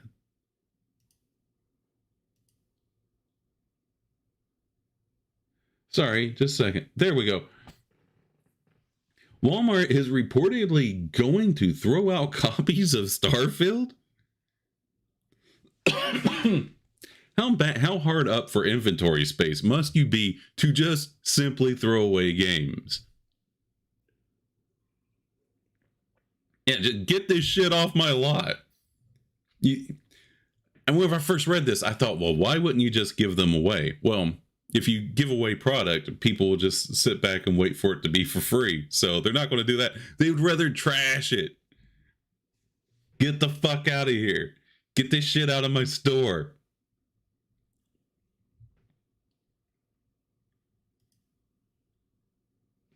Let's see here. Where are we at? Oh, that's what we need. There we go. So they just, here's what I love about Game Rant. They give you the highlights right off the beginning. Walmart will reportedly be disposing of physical copies of Xbox Series X exclusive game Starfield. Marking down the price to 3 cents and implementing a point of sale block. The majority of Starfield players already purchased the game digitally, so Walmart's decision won't impact the game's future or Bethesda's plans to support it. This is part of a larger trend of retailers moving away from physical media, which raises concerns about game preservation efforts. This is a problem because, from what I understand, Crunchyroll, I guess, is going offline, and people who actually bought movies and shows through there, they're being lost. Now, don't quote me on that. You look it up for yourself. But that's the impression I'm getting from the way people are talking about it.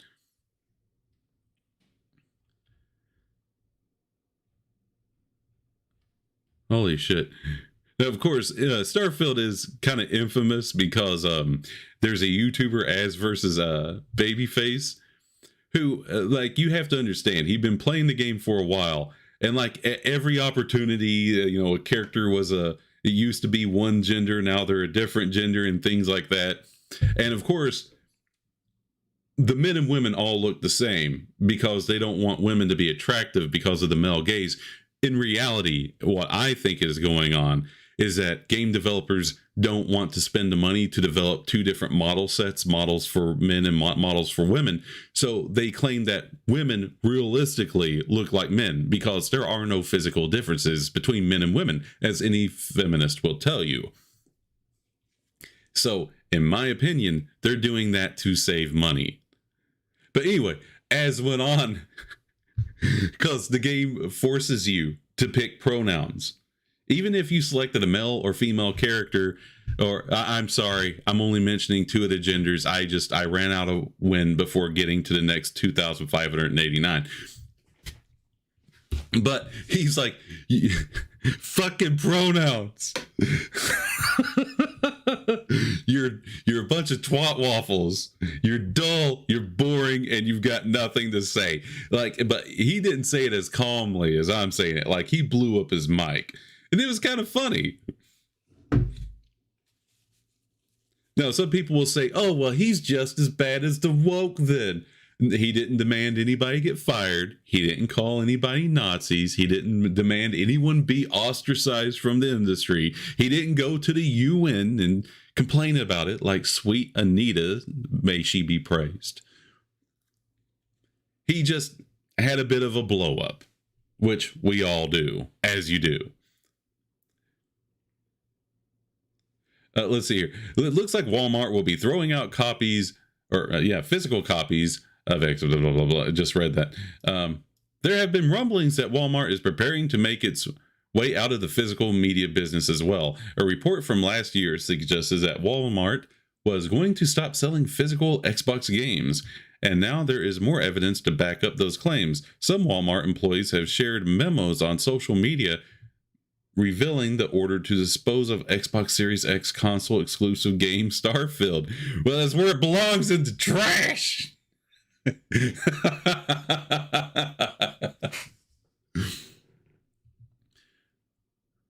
According to the memo, Walmart is going to mark down physical copies of Starfield from $70 to 3 cents starting Monday, January 22nd. We're way beyond that point. A point of sales block is planned to go into effect that same day, meaning customers will not be able to actually purchase the game. Oh, okay. However, it's possible some could get lucky and manage to snag Starfield for next to nothing regardless of the point of sales block.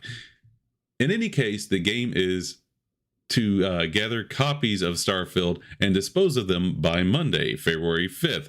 While it's possible this memo has been faked, reliable inside Wario. Okay, so now we gotta find out if that's true.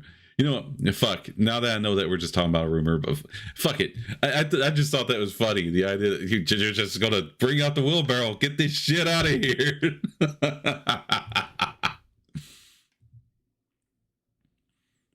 Okay, let's see what else I picked up. Okay, this isn't video game news. Man, get your shit off my screen. Love of God. California stores now legally required to keep toy aisles gender neutral. Now, next time that, a wokey, a snowflake tells you, oh my God, you're so triggered. Why did they do this? What is the point in doing this? I'll tell you why. Because having them in separate aisles hurts people's feelings. That's the only reason. That's the only reason to do this.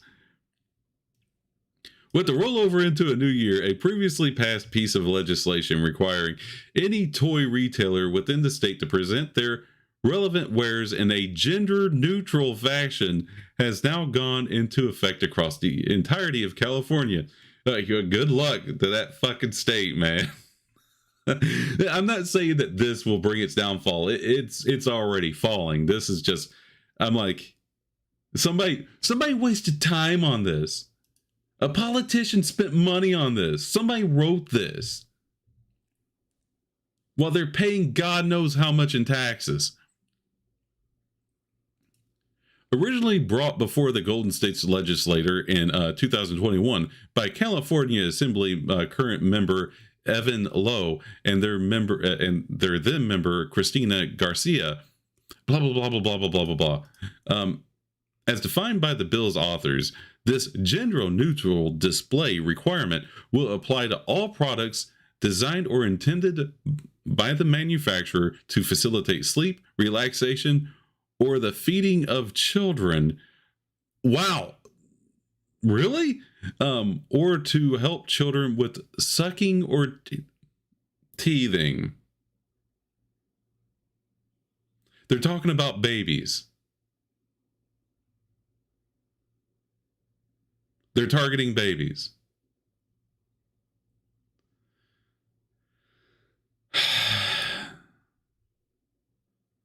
I'm done. I'm done with that one. Fuck it. You know, I thought that would be a fun read. I honestly thought that was going to be funny, but no, that got really fucking serious really fucking quick. Okay. So maybe this will be hopefully more fun than that. Baldur's Gate 3 anticipated kissing patch is finally out. Oh yes. Now remember, these are the people who tell you that it's horrible and evil to find women attractive. Yeah. If you like attractive women in your video games, you just want to masturbate to them. Go look up porn, and then they throw this into the game. HP, you sound like a Puritan. You don't want sex in video games? I am 100% fine with sex in video games, but my views are consistent. I'm fine with women being very good looking. I'm fine with people fucking in video games. I don't give a fuck if that's what you want. And there's a market for it, you're willing to buy it, and someone's willing to produce it. Man, have fun. But I am consistent in my views. I don't look at this and say, oh, well, they shouldn't be allowed to do this, but then try to ban something else. Or you get what I'm trying to say. This is okay, but Bayonetta needs to be banned because she's straight.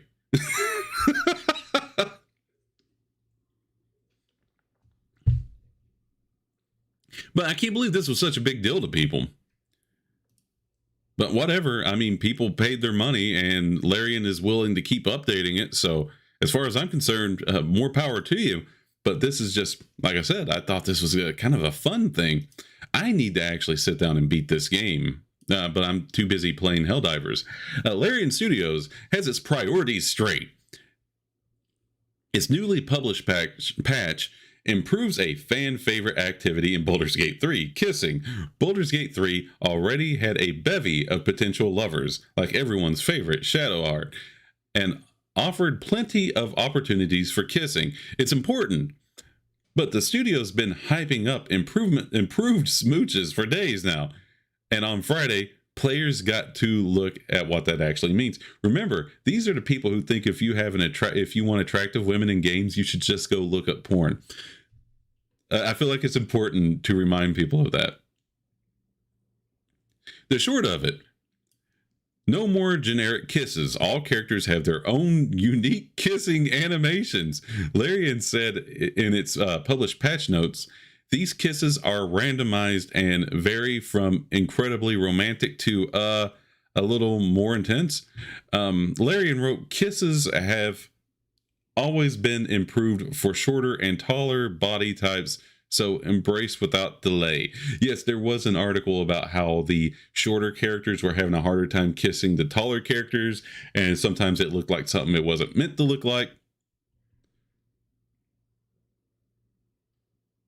I don't know, like their video game kisses. Like, I mean, I think the idea is more important than the animation, because let's face it, in a video game, you're engaging with mechanics and you're being told a story. It's like expecting really good descriptions of kissing in a book. Like, I understand they're kissing, we can move on. I don't know, I'm starting to sound like a prude. Fuck it.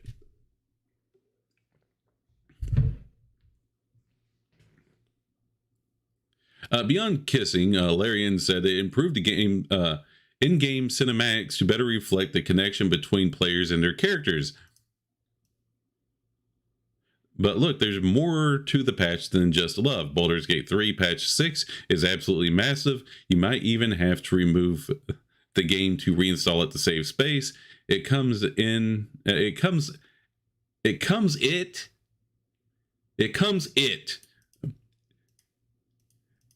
Oh my God, get the fuck off. It comes it. It comes in, I think you meant, at around 20 gigabytes and requires roughly 150 gigabytes of free space. Even the patch notes come in at a novel length. Running down the highlights, Larian has improved and added camp animations for companions, so folks won't just stand around.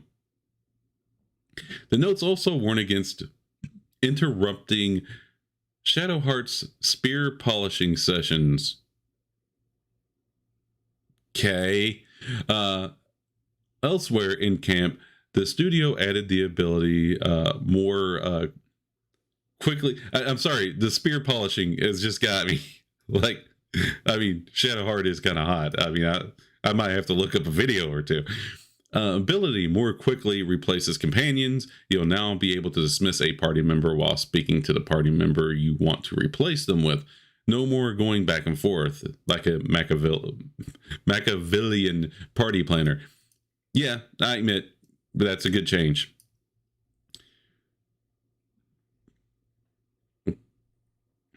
Okay, so yeah, I was just interested in the kissing. You don't need to give me all this.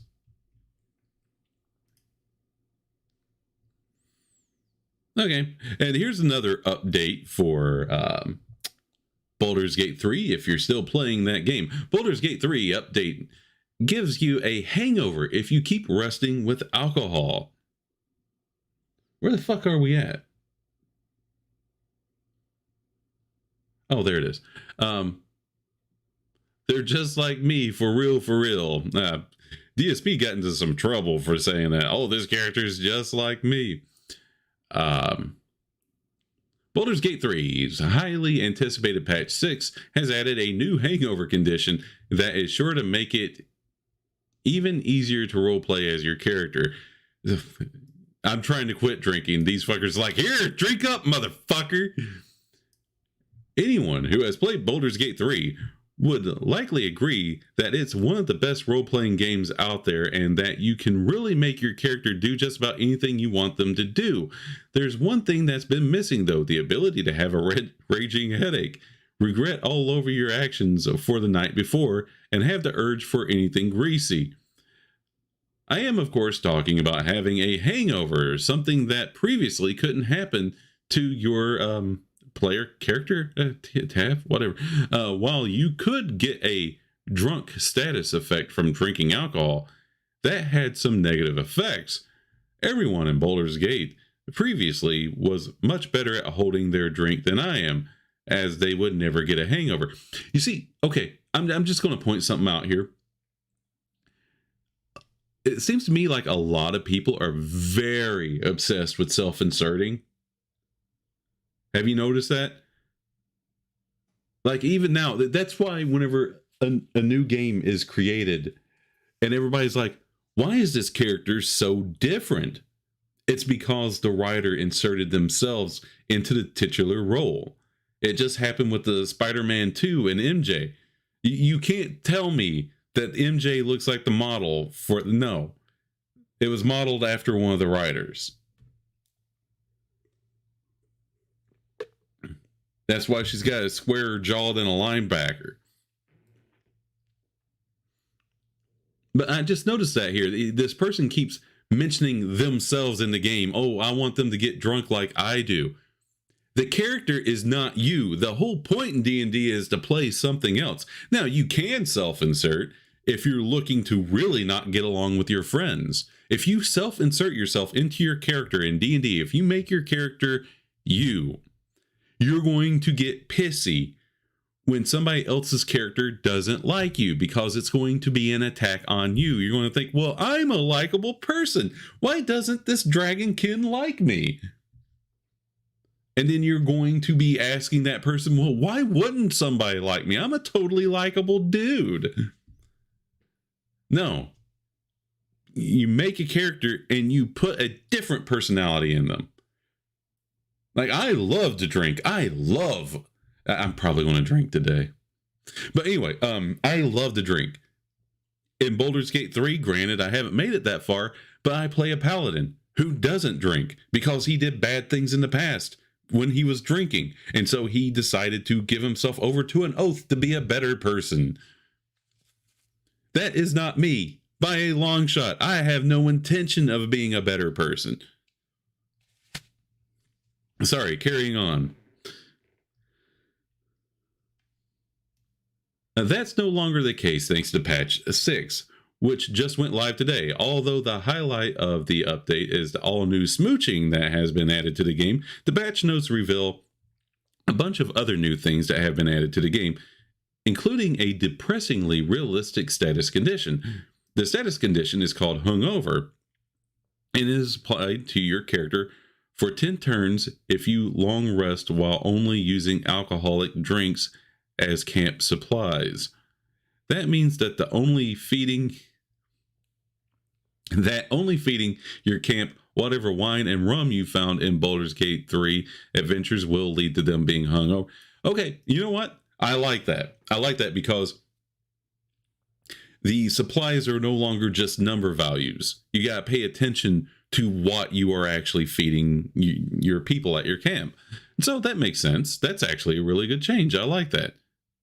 I just hope that they don't take it with other things, like if you feed them cheese, all your characters are constipated or something. The patch notes don't reveal what the hungover condition actually does to the party right now, but I can say from experience that it can't be anything good. It's worth noting that the alcohol condition causes players to have a disadvantage on any dexterity and charisma checks. So it's likely that it'll have something similar to do with the hungover condition. That would be fair. I can, number one, tell you that my dexterity goes through the fucking floor whenever I drink. And my charisma, whenever I'm drunk, I would tell you that I'm incredibly charismatic. But I'm willing to bet I am not charismatic when I am drunk. I can barely string my words together. That being said, considering how difficult it is to find yourself in a position where you only use alcoholic items for your camp supplies during a long rest, the hungover condition seems likely to offer a lot more negative effects to players than just disadvantage on 2 checks. It's something you practically have to go out of your way to do, after all, so it makes sense that it'd be a lot worse, even if it only lasted for 10 turns. Now, imagine that this is something that people will do to themselves in challenge runs. And I have to admit that my character, if I were to recreate my primary D&D character, Dirk, in Baldur's Gate 3, this is a condition he could come across because he is a drinker. He is by far the more lecherous and drinking of my characters that I have. Even my bard will only sip wine from time to time, and they're notoriously horny. My rogue is the cad of the group. But anyway, sorry, I'm talking about my own stuff here.